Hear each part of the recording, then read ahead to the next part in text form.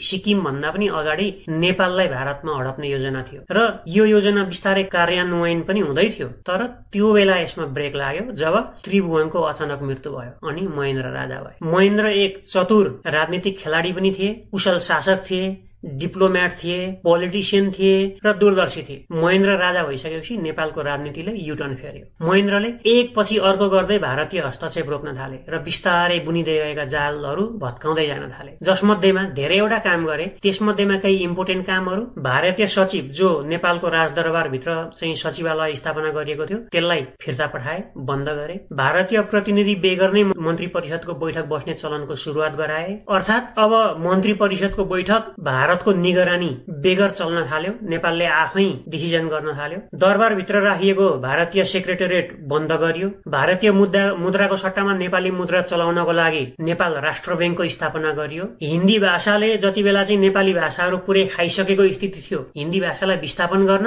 र नेपाली अनिवार्य पढाइ सुरु गर्नको लागि महेन्द्रमाला भन्ने एउटा पाठ्य पुस्तकको सुरुवात गरियो र बिस्तारो नेपाली भाषालाई माथि उठाउन थालियो, जसलाई अहिले पनि केही पार्टीहरू उग्र महेन्द्र पथ भन्न रुचाउँछन्। त्यसबारेमा फेरि बेग्लै डिस्कस गरौँला। राजमार्ग, उद्योग धन्दा, स्कुल, कलेज लगायतका धेरै विकासका कामहरू सुरु भए। साँच्चै भन्ने हो भने त्यो 10 वर्षभित्रमा नेपालले जति फड्को मार्यो सायद अहिलेसम्म पनि त्यतिको फड्को नेपालले कुनै पनि कुरामा मारेको छैन। त्यसै प्रसंगमा त्यो बेला चीनसँग जोड्ने कोदारी राजमार्ग जब बन्दै थियो, भारत निकै रिसाएछ। अब भारतलाई छोडेर चीनसँग नजिक हुने भयो भनेर ठूलै हल्ला मचाउँदै अब चीनले नेपालमा कम्युनिस्टहरू छिराएर नेपालमा शासन गर्छ भन्ने खालका हल्लाहरू मचाउन थालिएछ र त्यसको जवाफमा महेन्द्रले कम्युनिस्ट विचारधारा बस चढेर नेपाल छिर्दैन भन्ने जवाफ फर्काएको कुरा अहिलेसम्म पनि निकै चर्चित छ। त्यसै ताका तत्कालीन भारतीय प्रधानमन्त्री इन्दिरा गान्धीले नेपाललाई भारतमा गाभ्ने प्रस्ताव महेन्द्रसँग राखेको कुरा पनि निकै चर्चा हुने गरेको छ। महेन्द्रले मानेका पनि थिए रे र भनेका थिए रे, ठिकै छ